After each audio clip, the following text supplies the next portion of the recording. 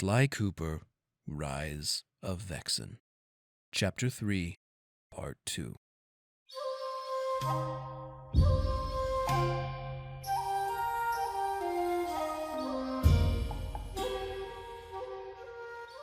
All right, Murray. You should be able to make your way towards the generator. I'll be here taking down the layers of security as you go. Just keep moving because I'll only be able to take down each security wall for a few seconds. Use your ball form to move fast enough. All right, ready to roll, Murray grunted enthusiastically, tucking in his arms and legs on the ground.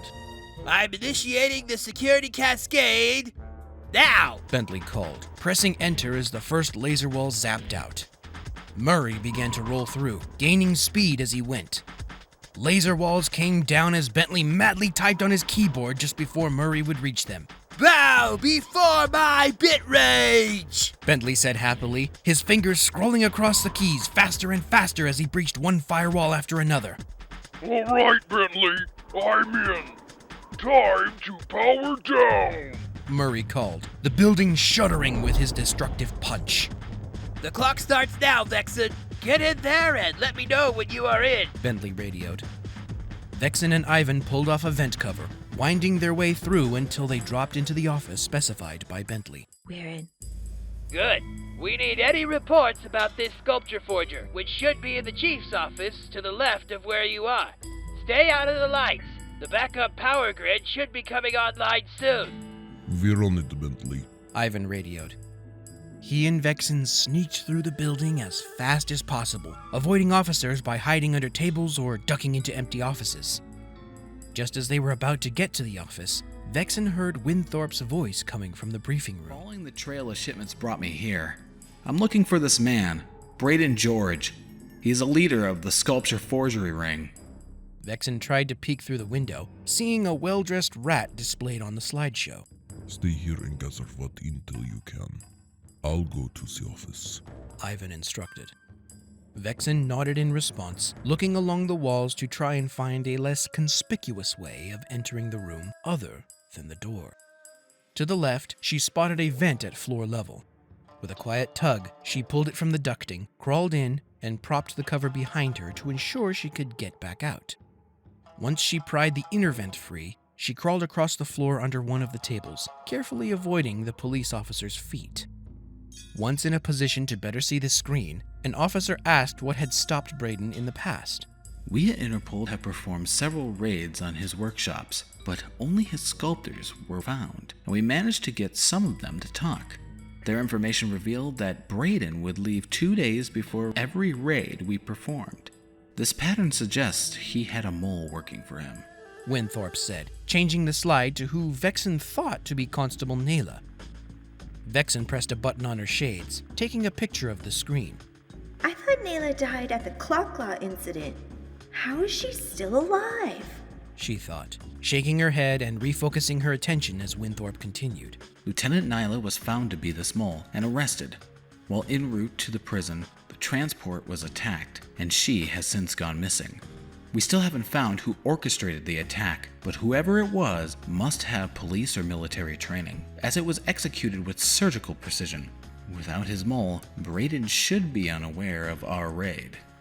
Winthorp changed the slide, showing a warehouse and an aerial map of the city in the area. I thought that this Naylor was dead, an officer asked. Winthorp sighed and shrugged. I did too, but we still haven't found how Nyla survived. He answered, turning back to his presentation, pointing to the map with a laser pointer. We suspect this warehouse behind a nearby temple is being used to make the sculptures. However, there also has been a wave of black market computer chips being purchased since Braden's arrival in Tokyo. We can only assume he is somehow involved. The chips should stop if we take the sculptures out of the picture. Vexen took a picture of the slide just as the lights came on, and Winthorp walked around the desk, tucking herself as far as she could under it without being seen. She waited until all the officers left before moving, quietly opening the door and slipping out of it. Just as she turned around, she jumped in surprise, swinging her leg hard as it met with Ivan's forearm. Careful, Inspector. he murmured, motioning for her to follow as they slipped back into the office they had come into, crawling through the window for their escape. Just as Vexen was pulling her foot through, the door opened, and Winthorp stepped in. The two of them froze, locking gazes, unsure what to do. Freeze! He shouted, grabbing the shock pistol on his leg. Ivan yanked Vexen from the window and disappeared through the back alleys. The now alerted police made it exponentially harder to get to the safety of the garage where they had set up camp without being caught. Well, that could have gone better. I must be rustier than I first thought. Ivan chuckled, leaning on his knees to catch his breath. Remember, it's been some time since you were in the field. Vexen laughed, pulling down her hood and mask, then fluffing her hair. Bentley hurriedly searched through the reports Ivan had swiped before going to his computer and looking up more information on their target, Braden George. A few minutes later, Bentley had made up a slideshow and projected the screen onto the wall. Alright, from what I was able to find about this Braden, he's the same as the Paradox in being a black market art mogul. News from the underground states that he has recently begun using his art to traffic electronics, and not long after that, dipped pretty far under law enforcement's radar. No one's heard much of anything about him. We already know this, Bentley. Vexen huffed, putting a hand on her hip. Why do I have to keep telling you to be patient, Vexen? Bentley squawked. He readjusted his glasses and continued with his explanation. Looking over the reports, Winthorp found that a truck comes into the warehouse daily around 3 p.m. Luckily, the next truck should be coming in about an hour. We will hijack that truck and use it to get into the warehouse. Murray will set up a roadblock and knock the driver out, taking his uniform and getting into the driver's seat. Murray rocked up onto the balls of his feet and patted his hands together. Oh boy, going undercover! Bentley laughed to himself before continuing. Once Murray has the truck, Vexen and Ivan will get in the back. When you're close to the gate, let me know. The front gate has an Identitron 1400 that is 99.999% accurate. I'll hack it to make Murray one of the faces it knows to let into the facility. Once inside, Vexen and Ivan will try to find out who is making the chips. Once Bentley had given his speech, all of them put their hands in the center and gave a quiet shout as they left to their respective assignments.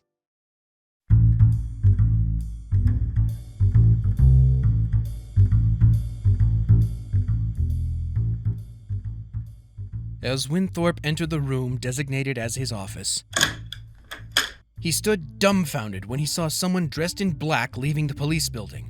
He looked over the person for a moment, noticing it was a fit female. Freeze! He shouted, drawing the pistol from his leg, only to be surprised again when she disappeared from the window. He rushed to it to see where she had gone, but she disappeared when he stuck his head out the window. Turning back to the officers, he commanded them to alert the other police in the area. Once he had taken preventative measures, he slumped into his chair and set the pistol on his desk. Funny, that fox looked a lot like Inspector Carmelita. Wouldn't that be funny if she became a thief? Winthorp thought, remembering the time he tried winning over her affections, but instead was shut down hard. Afterward, he steeled himself to become as good or better than her. She might see him differently if he were. But she disappeared before I had a chance to find out. He thought, looking down at the pistol and running his thumb over the engraving of Carmelita's name. Would he ever see her again? What happened to you? He thought, when a firm knock came on the door. Come in. He called, letting out a tired sigh as a well-dressed Doberman stepped through the door. You must be the newest graduate, Inspector Winthorp, he said, reaching into his jacket and producing a card. Something about this guy didn't sit right, causing Winthorp to grasp the shock pistol and lace his finger into the trigger while holding it in his lap. Yes, I'm him, he replied. The Doberman held out his hand with the card. A pleasure to meet you. My name is Darius Hunter, senior agent for the FBI. Winthorp took the card and shook his hand, faking an uneasy smile in greeting. The agency caught wind of your investigation on Braden George, and I am here to help you in any way, Darius said as Winthorp offered him a seat. Winthorp leaned on his elbows and touched the tips of his fingers together. What are you after, Mr. Hunter? Winthorp thought before replying. Well, seeing as you're an agent from a far more powerful entity than Interpol, my question is, what don't you know about Braden? Winthorp asked. Darius raised his eyebrows and took a breath. I only know about your past raids. Anything here in Japan is new to me, Darius stated, opening the folder containing everything on Braden for the past few years. Winthorp shifted in his chair before beginning his explanation. As far as Interpol I know, he's been laying low here in Japan. I think he's connected to a new wave of black market computer chips hitting the streets as of late, using sculptures to smuggle them out. Winthorp watched Darius's reaction, especially when a palpable sense of agitation and distaste filled the room. We managed to track down what we think is his new base, but we are still waiting on a few more details before we try to make a raid. Darius raised an eyebrow and looked Winthorp dead in the eye. What details? Shouldn't you already be staging your officers? Darius asked, looking for the details he might have missed. It's not really that important, but it seems that a additional complication has arisen. Winthorp stuttered. Darius lowered his brow and looked up from the file. What complication? He asked dryly. Winthorp shivered as the feeling from earlier became stronger. I think he's beginning to feel the pinch and sense someone here to muddle things up. A few minutes ago, someone jumped out of the window, though I've never seen her. Her? Was she wearing all black? Darius interrupted. Winthorp thought about it for a moment, trying to recall what he saw. Yes, that describes her perfectly. Do you know her? Darius dropped his eyes and nodded, dropping the folder on the desk and beginning to walk out the door. She isn't one of Braden's lackeys and is very dangerous. She's the one that killed Inspector Fox, Darius said coolly, walking out the door and leaving Winthorp in stunned silence, slumping into his chair. How? How could his hero, the one he was trying to be equal to, the one he was trying to woo, just die? No, that can't be right. It can't be. Inspector Fox was the toughest Interpol officer I've known. She couldn't be killed, he thought. But all the same, doubts and worry began to boil and swirl within his mind. Wait, there should be a report in the database, or the case she worked on before going missing. Quickly, he grabbed his laptop, secured the connection, and began searching through everything he could find about Inspector Fox. Though the deeper he dug, the more confusing it became. He started seeing files with Fox's search keyword under Darius Hunter's caseload and multiple photos of someone named Vexen. Winthorp narrowed his eyes and decided that instead of looking up reports of Carmelita's death, he should look into Darius Hunter. Cracking his neck, Winthorp requested minimal clearance to the FBI agent list. All right, Mr. Hunter, let's find out who you are.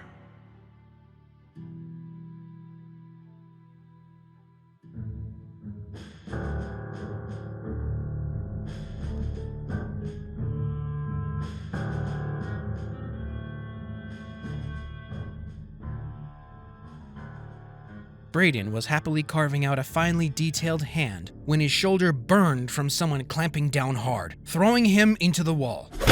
You miserable thieving rat! Braden rubbed the back of his head, turning to see his boss's fierce yellow eyes. Well, that's what you get for hiring someone like me. Braden balked, rocking his head and walking back to his sculpture. I told you I needed a low-profile operation for delivering the chips. And yet I find that you've been flooding the market with them. Braden turned back to the one speaking and chuckled. What's it to you? You only need 5 chips. Besides, I made more money in 3 weeks with the chips I've sent into the market than I made off my sculptures in 3 years. You're bringing too much attention here to the temple. What will you do when the local police break down your door and halt our operation? He snarled, laying back his pointed ears and baring his teeth from under his curled lips. Relax. Andrew finished 4 of them, and I've already sent them out. Soon, I'll be moving on to my true passion, Braden said, holding up his hand and taking a dramatic pose. Music! The rat stood for a good minute before going back to the sculpture. If your greed compromises my objective in any way between now and when the last chip is complete, it will be your head, he said, storming out of the room. Braden chuckled to himself and returned to his work, tapping a chisel along a clothing fold.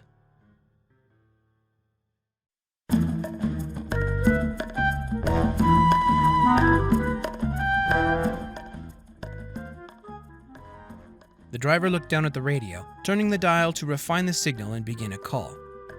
Just as he looked up, he slammed on the brakes when a wall of flashing lights, arrows, and construction barriers filled his view. What the... Base, this is... Murray reached into the door, yanked him from his seat, and pounded his head hard, knocking him out instantly. All clear, Murray called, pulling off the driver's suit and stretching it over his robust body. Ivan and Vexen climbed into the back, ensuring no one could see them through the windows. Once Murray finally pulled the suit on, he jumped into the van, prying the pants from his butt cheeks before sitting down. Vexen cued her shades, whispering into the mic. All right, Bentley, take it away, she said as Murray drove through the roadblock and towards the gate, following the GPS. Got it, Vexen.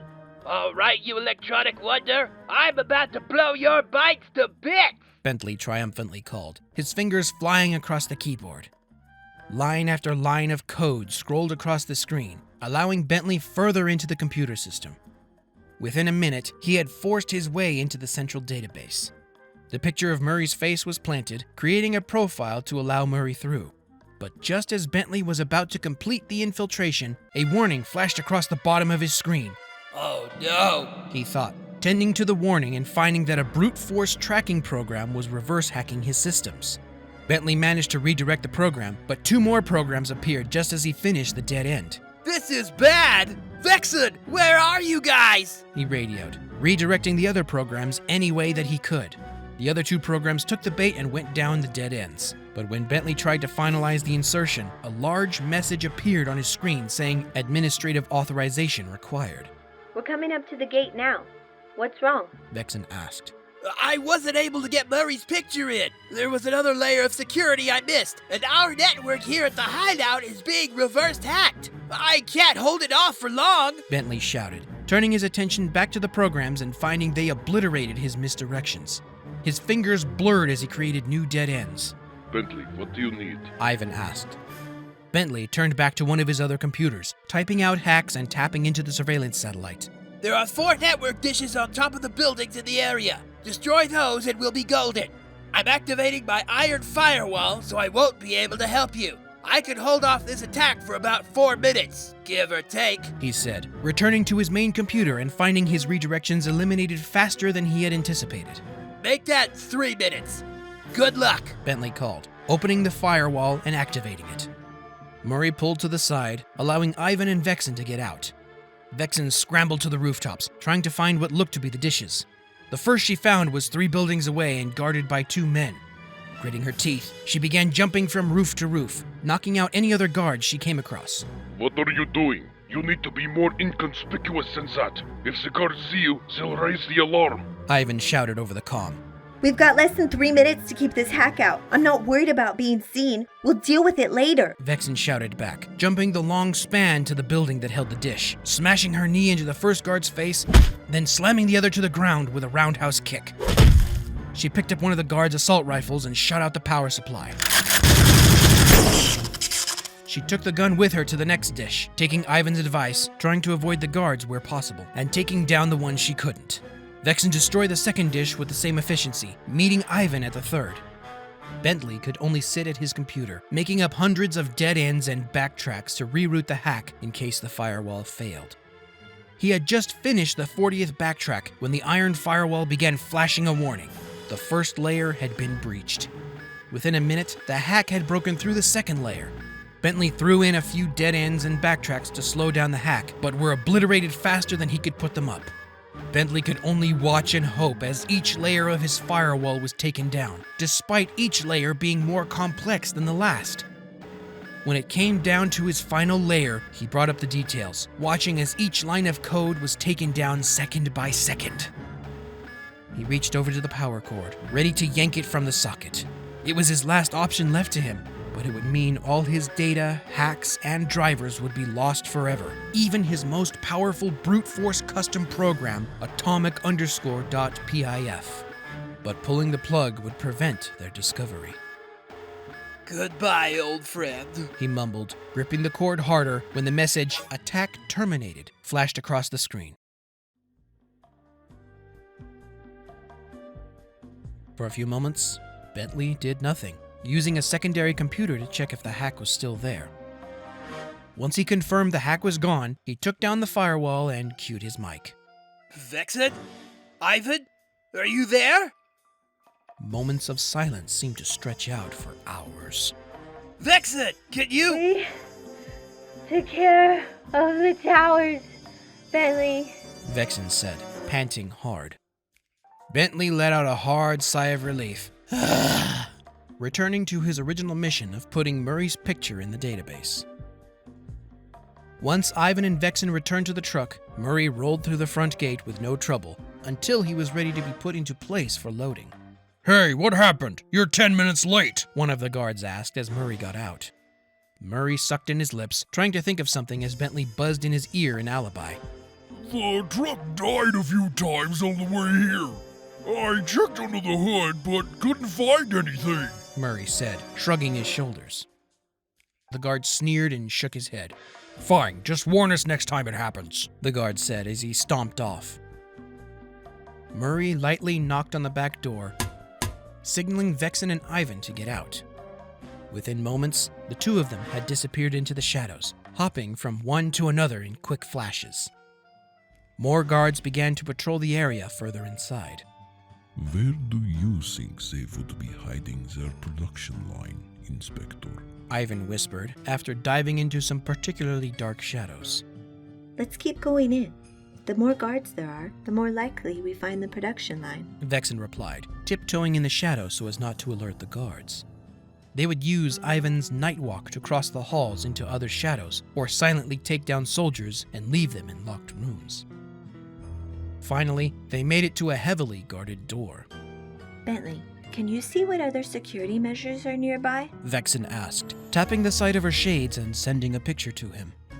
So far, my scans only show guards in... Wait. It's the Identitron again. It seems like they linked all the security footage into that system. Give me a minute to disable the cameras in there. A few minutes went by in silence as Ivan and Vexen stayed hidden, watching the patrol patterns. All right, I can only disable the camera for about 10 seconds before the Identitron sets off a facility-wide alarm, so you'll have to move fast to get into the room. What about the guards? If we knock them out and leave them, it'll cause an even bigger alarm. Vexen argued, looking over them and taking note of their heavy body armor and rifles. As she took in her surroundings, she felt something settle into her chest. It felt tight, causing her arms and legs to itch and jitter with adrenaline. You'll just have to take them with you. I'll think of something, Bentley assured. Vexen sighed and nodded, waiting for Bentley's signal. Inspector, you take the one on the left, I'll take the one on the right. Ivan suggested, pointing to which guard he meant. Vexen nodded her understanding. As she waited, time seemed to drag slower all around her. Her senses became sharper, and the jitters in her arms and legs became worse. Her focus became drawn to specific points on each soldier. She thought she heard Bentley give his signals somewhat far away, but it was so long and drawn out that she could hardly understand it. Ivan appeared to be moving in slow motion, while she moved as if nothing were wrong. Vexen didn't have time to question what was happening, and instead ran to the guards, punching or kicking each spot previously focused on instinctually. When she landed after the final kick, Vexen noticed that each guard was still in the process of falling over. She watched in amazement until time sped back up, collapsing to the ground, heaving for breath. Ivan stood in stunned silence, hurriedly picking her up and going through the door to find a hiding spot. What was that? I thought I said I would be taking the one on the left. Ivan pressed. Vexen couldn't speak, trying to catch her breath, pulling off her mask for more air. As she did, they could hear what sounded like chanting or humming. What in the world? Ivan mumbled. Not far from him and one floor below was the production line. Opposite Ivan's vantage point sat a bubbling vat of molten metal, surrounded by 7 monks, each strapped to their pillows with chains and mechanical tubes connected to the vat. The liquid metal flowed into molds, producing the various components of the chips, then to apprentice monks for assembly. As Ivan took in the scene, he saw the chip test operator was his friend, a giant hooded white snake, the very same one he promised would be able to help Vexen and the Cooper gang. Drayson, what happened to you? Ivan whispered to himself, ducking back into cover when a guard walked by. He and Vexen had to stay hidden for nearly an hour while she caught her breath. Feeling better, Inspector? Ivan asked, putting a hand on her shoulder once Vexen was no longer heaving as hard. A little. What happened? She asked, still breathing with fervor. I was hoping you could tell me. We were both going to take down the guard standing at the door. Before I could move, you appeared, and all the guards fell to the ground. It was just a moment. Ivan explained. Vexen thought about the dense, tight feeling settling into her chest and itching limbs. Well, I suppose I have to watch out for that. What did you see over there? She asked, getting to her feet and looking over the crates she hid behind. From what I could see, there are at least 6 guards and 20 monks. On the far side and to the left is a vat of molten metal being prayed over. On the near side, there is the chip testing machine, and in the middle, there is the assembly line. Vexen crept out of cover to see the layout of the room. Ivan knew what the best course of action would be if he were breaking in, but he waited to see what Vexen would choose as her course of action. We should take out the guards at least. But I don't know what else we need to do.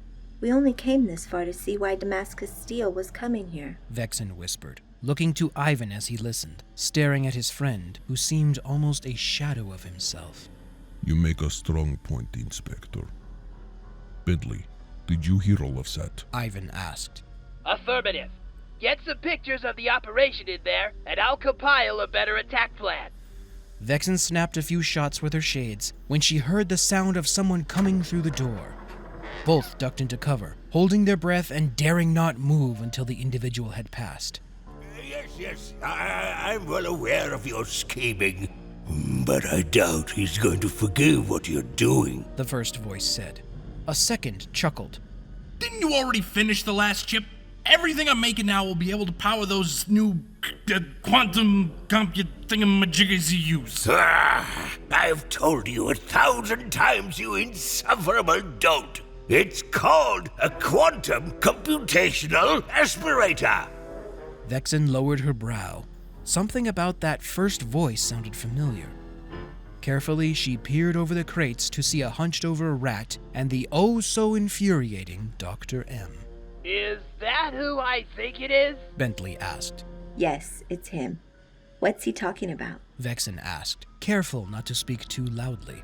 I'm not entirely certain, but my time machine uses a quantum computational pulse to find out when we were. A quantum computational aspirator might be some kind of... Wait a minute. A realization came over Bentley as pieces to a puzzle seemed to fall into place. He's the one who has my time machine! A quantum computational aspirator supercharges a time vortex. He could go to any time or timeline without needing an object to scan and take him there. In English, Bentley? It doesn't matter right now. We need to shut this operation down right now. Get back to base and we can discuss things in better detail. Ivan and Vexen managed to get back to the garage unnoticed, which was rather strange, considering both had to hide when they deviated from the path out. For the next hour, Vexen couldn't help but feel that something was going to go wrong with their strategy. Yes, Bentley was a brilliant strategist, but this was different. Are you feeling all right, Inspector? Ivan asked, taking note of her fidgety demeanor. I don't know. Something just feels off. But I don't know what it means, she said, biting her thumbnail and staring blankly at the wall. It means that you are learning. Trusting your gut is something you will need to learn. As an agent of the law, it meant danger could be lurking, or your actions may have unforeseen problems. Ivan put a hand on her shoulder and gripped it lightly. As a thief, it is vital to listen to that little feeling in your gut. If you don't, it could be the difference between getting caught and getting away. Tell me, what is your gut saying we should do? Ivan asked. Vexen sighed, looking back and forth between Ivan and the wall, trying to sort out her thoughts. I think we need to call off going in there, she said finally. What? Murray asked, looking out from behind the door. I think we shouldn't go in there. I don't know. Something just isn't right. Bentley rolled from behind the van over to her. Are you sure? Monks are being held against their will and forced to mess with the life force, he reminded her. Yes. No? I don't know for sure. I feel something bad will happen if we go in there, she said, crossing her arms and walking away.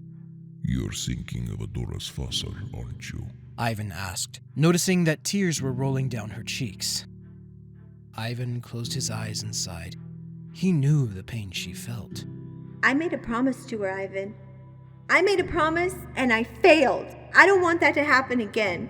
That never happened to these guys with Sly around. He even rescued me a few times, despite wanting to throw him in prison. Murray walked over to them and sat down on the ground with a thud. It was my job to keep everyone on the team safe. But I couldn't do that and ended up putting Bentley in his chair. I know what you're going through, but Adora doesn't blame you. You did everything you could. That's all you could ask of yourself, Murray said. Vexen felt her unhappiness diminish, but still couldn't shake the feeling entirely. Bentley rolled up and put a hand on her shoulder. Why don't you get a little rest? It'll be a bit before I have a plan completely ready, he suggested. Vexen nodded in agreement and went to the driver's seat, closing her eyes and drifting to sleep, while Bentley and Ivan both devised a plan.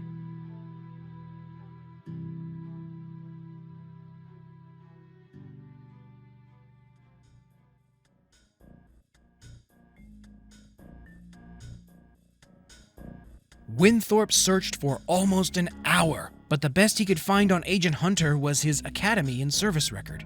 It was pretty good, too, despite only being 3 years long. Hunter was awarded for solving and assisting with some of the world's most prominent technology theft cases. Just as he was about to stop his search, a file titled C10-CKW-32K80DY caught his attention. He scrolled down to bring it better into view and compared its name to the other folders in Hunter's caseload. It was the only file under Hunter's name with the strange configuration of numbers and letters. Once he attempted to open the file, a security clearance warning popped up. Level 6 security clearance? Since when is a file with such a high security clearance readily available? Winthorp thought, narrowing his eyes. His Interpol badge number was enough to give him level 4 clearance on its own, but maybe he could pull a few strings and get that level 6 he needed temporarily. His fingers dialed up his commanding officer and asked for the proper procedure to acquire the clearance. Level 6? Since when do you need a level 6 clearance? The highest I've ever heard of is level 4, and that should get you pretty much anything you need. I just need it temporarily. It pertains to a case I'm working on here in Japan, Winthorp explained. He could hear his commanding officer typing away at his computer and then hum to himself. Well, I've got good news and bad news. Winthorp raised his eyebrow and pulled his lips to the side. Go on. The bad news is that you can't get a level 6 clearance. The good news is that level 6 clearance doesn't exist. Level 4 is the highest there is. Whoever has that clearance requirement is pulling your leg or trying to hide something. Go ahead and try your badge number, but be careful. I'll put a temporary watch command on your badge number just in case. Thanks, Commander. I will, Winthorp said, lacing his fingers together and bending them back before typing in his badge number, which, surprisingly, opened the folder. Inside were countless reports and pictures about a mechanical avian. As Winthorp searched, he found multiple accounts with Darius Hunter's signature on them. They all paired with photos detailing a dissection of a robotic body, cataloging each screw, servo, circuit, and wire in great detail. A video dated 5 years ago was at the bottom of the file, the video's thumbnail depicting a scientist as though he were explaining something. When Winthorp played the video, it showed Darius Hunter in a lab coat pulling away from the camera after starting the recording. My name is Dr. Darius Hunter. It is 2:34 a.m. on, well, I've forgotten the date. But I've just managed to pull away the outer metallic skull and expose what I can only assume to be an inner skull, where I assume the brain is. Despite rusting and deteriorating metal, it is surprisingly hard to cut. The video became shaky as Hunter picked up the camera and moved it over to the subject of his video. Winthorp stopped the clip, then searched back through the photos for something he had seen. Chills ran down his spine when Winthorp recognized the body of the notorious Clockwork. He had heard of this mechanical owl and his defeat at the hands of his idol, Carmelita Fox, and the infamous thief, Sly Cooper. He turned his attention back to the clip and let it play. As you can see here, this is the inner skull. I'll be using a laser cutter to pull this away, though I will note for the record this inner skull appears to be biological. The camera became shaky as Hunter set it down to see the procedure from above and behind the head.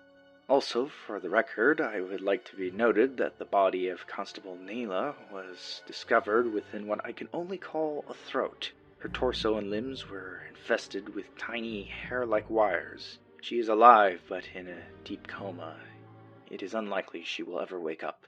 Another few seconds passed as Hunter began to cut through the skull, inch by inch.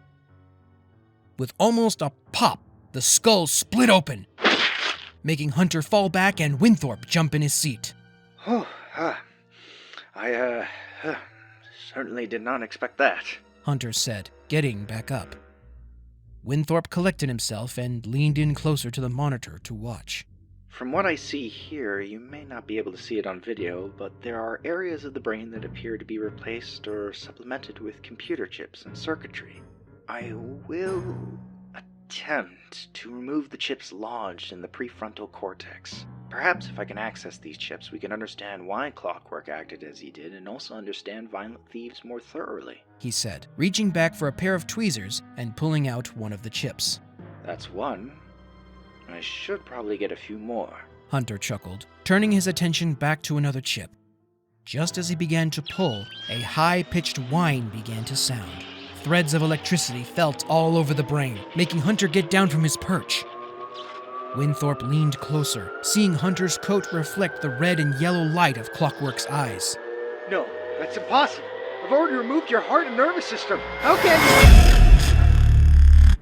you? A flash of light erupted from Clockwork's eyes and engulfed Hunter as the camera only caught glimpses of Hunter flailing on the ground. Hunter lay still for nearly 3 minutes after the light finally died. When he finally got up, he looked dizzy, disoriented, and uncoordinated, fumbling for the camera to shut off the recording. Winthorp closed the folder and leaned back in his chair. How was it that Dr. Darius Hunter became Senior Agent Darius Hunter? With a few more clicks, he found that Hunter had applied to the FBI Science and Technology Department 3 months after the video's creation date. Why would a scientist suddenly change his career path to become an agent? Winthorp thought, when a folder labeled Possible Dangers caught his attention. Inside the folder were names of thieves Winthorp had heard of, but never met personally. Penelope Black, Nyla, Bentley Shell, Dr. Mandrill, Carmelita Fox? Wait, what? He swung his mouse over to Carmelita's file, finding pictures of Carmelita and the mysterious woman he had seen jumping out his window with the name Vexen written across the bottom. So many mysteries and no answers were coming. A knock on the door broke his trance, cueing him to close out all his folders and windows. Yes, what is it? Winthorp called, closing his laptop as one of the officers from the police station came in. It's the temple, sir. Someone's attacking it. Winthorp grabbed Carmelita's pistol, charging the capacitors as he slid it into the leg holster. Let's go.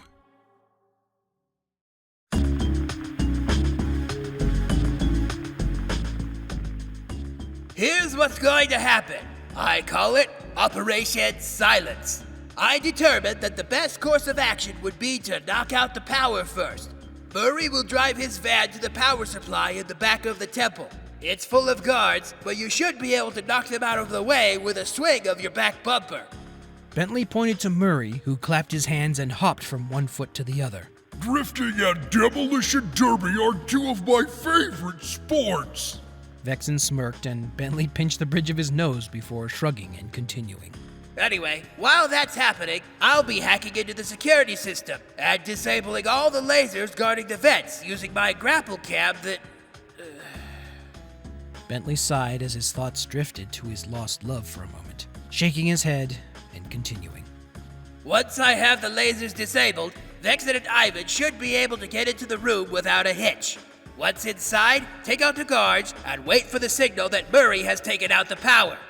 With the power down, you should be able to detach all the mugs from the computer system strapped to their backs. Murray will then move to the loading dock where we will evacuate the mugs. What about that rat and Dr. M? Vexen asked, pointing to one of the pictures. You don't need to worry about them. I hacked the satellite and saw both leave about an hour ago. With any luck, we should have enough time to get the mugs to safety before Winthorp's forces arrive. Also, with the revelation that Dr. M has my time machine, I was able to see part of it connected to the mugs. Bentley brought up a floor plan of the temple, showing the route they would take, then brought up a picture of a shard-like metal piece. This is one of 8 modules making up the gravity encabulator. It looks like it's been taken apart, again, and used to boost the brain power of the mugs. You should be able to remove them from the cables once the mugs are freed. Vexen sighed hard and crossed her arms.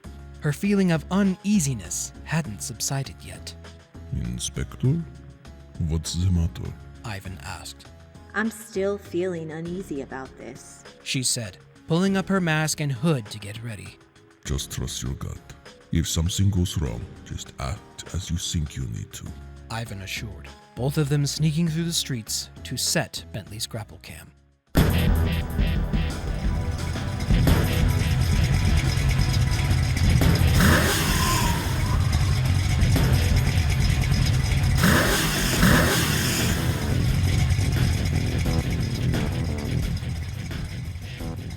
Murray grinned as he sat down in the driver's seat, his leather-gloved hands creaking as they gripped the steering wheel. All right, my trusted van, it's time to unleash the fury that is the Murray! He growled under his breath as Bentley made sure that he was securely strapped in. No doubt this would be a rough ride. Ivan and Vexen, at the ready. Ivan radioed.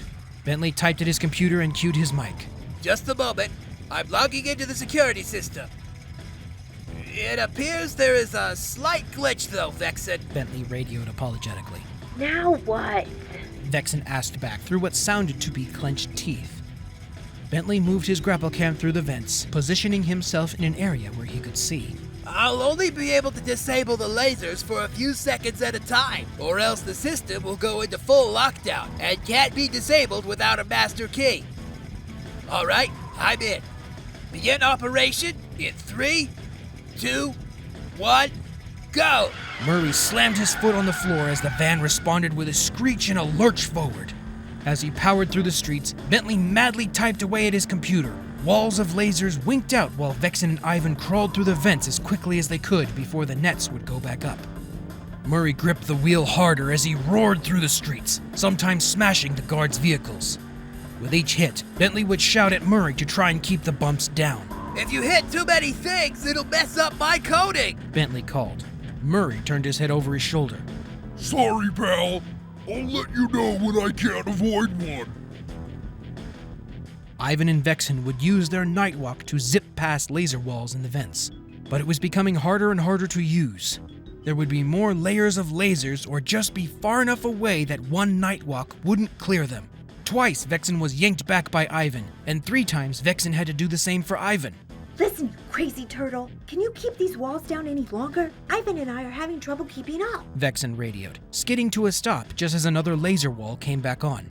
I'm sorry, Vexen. I can only do it in short bursts. Otherwise, the system will lock down. Bentley radioed back. It seemed like ages, but they finally made their way to the end of the vents and into the room. No sooner had they dropped down than they backed into cover. We're in, Bentley. Ivan whispered as he peered around a crate to assess the situation. There appeared to be 12 guards this time. Ivan commented, taking a breath and calming his heart. Vexen's ears perked up when she heard one of the guards say something, but it was in Japanese. With a press of her shades, she replayed the message and translated it, her whole being slumping. They know we're here, Vexen whispered. Ivan gritted his teeth and clenched his fists. Then don't get caught, he whispered back, taking a breath and rushing the first guard. Vexen used a night walk and dashed behind another guard, hitting him square in the head with a powerful kick. Within seconds, another 4 guards had been taken down. Vexen was about to spring on another guard when one appeared from the shadows. Time felt like it began to slow, her arms and legs starting to itch. Ivan kicked a rifle at the second guard, knocking him to the ground. He then turned, punched another in the face, and then punched a third into the air. Vexen's kick made contact and flung her target into a pillar. With a wide step, Ivan curled his arms to his chest, ready to spring. All at once, Vexen felt as if time had stopped. She jumped from a pillar across the room to kick one guard in the head, the force sending him flying into a furnace. Vexen brought down her foot on a second guard's shoulder, flattening him and breaking the floor on impact. With another 2 steps, Vexen jumped across the floor, kicking a third guard in the head while punching a fourth. Ivan was about to release his attack, but had to catch himself when Vexen appeared where the guard used to be. When she landed, a few seconds passed before she collapsed to the ground, heaving for air. Oh no, not again, Ivan muttered, running over to her and pulling her into an upright position to breathe easier. This time, Vexen was able to catch her breath more quickly. We need to look into that. If you can't control it, it may just lead to your death someday. Ivan scolded, though he sounded more worried than angry. Sorry, I'll try to get a handle on it, she huffed when a loud rumble echoed through the facility and the lights dimmed. Ivan and Vexen activated their night vision with a tap of their shades and quickly detached all the monks from the assembly line. Each one seemed dizzy and disoriented, but in good health otherwise. Ivan led them to the loading dock where Murray waited with a truck, while Vexen disconnected the encabulator pieces with far more ease than she anticipated. Inspector, see if you can find my friend Drayson. I didn't see him, Ivan called. Who is Drayson? Vexen asked, looking up at the countdown clock in her shades. Drayson was my contact. He's a white snake and Selite monk. Vexen handed off the parts and began to look around. Eerie silence hung in the air now that all the machines were off. The only light source was the bubbling ladle of molten Damascus steel in the center. Vexen, what are you doing in there? We can't stay long! Bentley radioed, having already taken Murray's van back to the safe house, trying to delay the emergency power generators. I'm looking for Ivan's friend. Where was your friend anyway, Ivan? Vexen radioed back. He should have been next to the vat of molten metal, Ivan answered. Vexen searched all around the sweltering vat, but even with her night vision, she couldn't see anyone. I don't see him. Is it possible that... Something slammed her to the floor.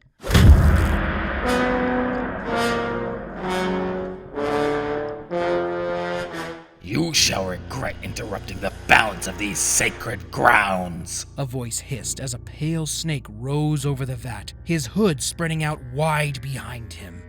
On his back was an apparatus with 3 large blue lights and a large cable ascending into the ceiling. His silver blue eyes flashed in the glow from the vat, giving him a supernatural appearance. Inspector, what happened? Ivan called. I think your friend found me. Is this him? She asked, looking up to the snake and linking the video feeds. That's him. Be careful if you can. He is my friend after all. Vexen clenched her jaw as she rolled to the side just as a glob of molten metal flew at her. No promises, she growled to herself, trying to get close enough to knock that apparatus off his back. But each advance was bombarded with globs of molten metal or sent flying back when Drayson hit her with his tail. Got any ideas, Bentley? She yelled, using her nightwalk to stay ahead of his molten meteors. Running my calculations of your height, muscle mass, and... Bentley! You should be able to kick hard enough to send that metal back at him. He should try to block it, but it should detonate and stun him. Use that time to knock out those blue lights. Vexen rolled to the side to avoid another molten ball, but as she stood, she was directly in the path of a second glob. This better work, Turtle, she growled, swinging her leg and slamming into the molten blob, sending it careening back. Drayson tried to block it, but the blob exploded, showering him in sparks and molten metal. Vexen, get the blue light! Bentley called. I know! She shouted, grabbing one of the rifles dropped by a guard and breaking a light with the stock. Just as she did, Drayson seemed to wake up, hissing angrily and throwing her off. He threw smaller globs of molten metal that did nothing when hurled back. Baring his fangs, Drayson threw a bigger blob of molten by mistake. Vexen threw her leg out as the winds from her kick sent the molten ball back again. Once Vexen dealt with the second light, smoke began to rise from the cable attached to the apparatus. When Vexen jumped to avoid Drayson's tail, the pale serpent slammed it down and swept it across the floor, throwing Vexen into the wall or the ground. She was about to get up when she saw Drayson's tail coming down on top of her. She was already tired and badly hurt after being tossed around, and this hit would no doubt kill her. Just before it hit, something slid in front of her and took the attack, stopping it mid-swing. The dim light revealed Ivan crossing his arms above his head, holding back the tail with all his might. Svitlo! Teper! She had no idea what he said, but wasted no time in running for the light, smashing it with the butt of the rifle in her hand. In a spectacular shower of sparks and hissing screams, the cable shot off from Drayson's back as he toppled over backward. Silence reigned while Vexen caught her breath, walking over to the snake. Ivan turned him over, trying to wake him. Uczyte Drayson, zalishesia zimoyo, he said, shaking him slightly as he began to wake up. Ivan, what are you? The lights came back on as the assembly line started up again. Ivan, Vexen, the backup power has kicked in. You need to get out of there right now. It looks like Winthorp, Hunter, and a bunch of cops are headed your way. Vexen turned her ears, listening to the heavy footsteps coming toward them. Let's go, she said.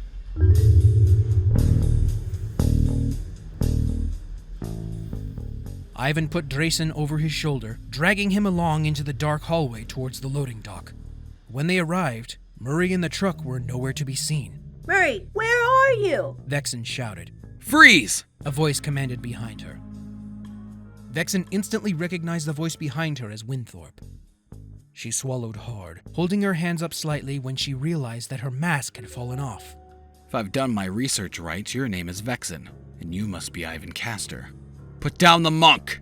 You are both under arrest, Vexen for the murder of Agent Carmelita Fox, and Ivan Castor for the countless thefts still attached to your name. Vexen shall be coming with me, Inspector Winthorp. Another, more authoritative voice said. Agent Hunter, this is an Interpol matter, Winthorp answered, as Hunter walked closer to put a pair of handcuffs on Vexen, reaching for her left hand. It isn't anymore. Vexen, you are under arrest for the... Just as he was bringing the cuff down, Vexen turned and planted a foot firmly in his chest, sending him skidding back. As she did, she naively turned around, forgetting that her mask was around her neck.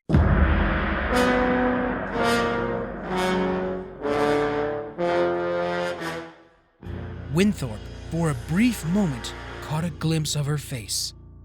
There, on her left cheek, was her signature mole, her dark, cascading blue hair, and her stern but gentle brown eyes. No, it can't be. But Winthorp's thought was cut off when Drayson swept his tail under them, knocking them all to the ground. Murray came speeding up, skidding and spinning to a stop in his van. Winthorp opened his eyes, his vision blurry as he watched Carmelita and Ivan take the head monk, get into a van, and then speed off.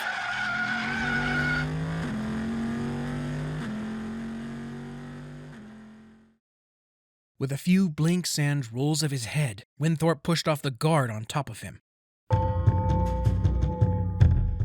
Did he see what he thought he saw? How could Carmelita abandon all that she had worked for, all that she stood for? As he tried to regain his composure, he felt rage wash over him. He turned to see Hunter standing on the loading dock, his fist clenched so tightly that his skin creaked and his eyes almost glowed with an unnatural light. With careful regard to Hunter, Winthorp holstered his pistol and ordered the police to search the temple for signs of their original target, Braden George.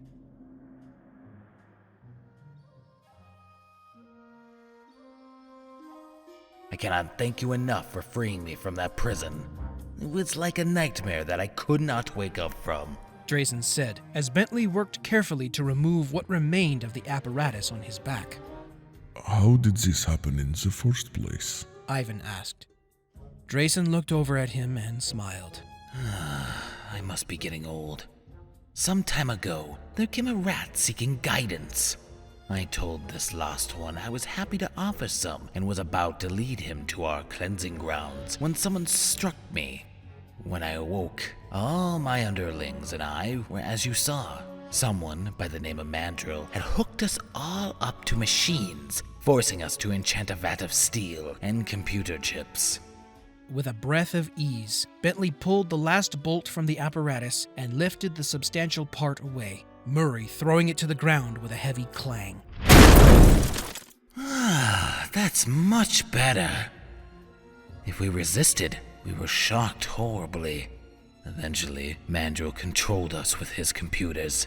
We worked day and night. The snake looked at Ivan and slightly grinned.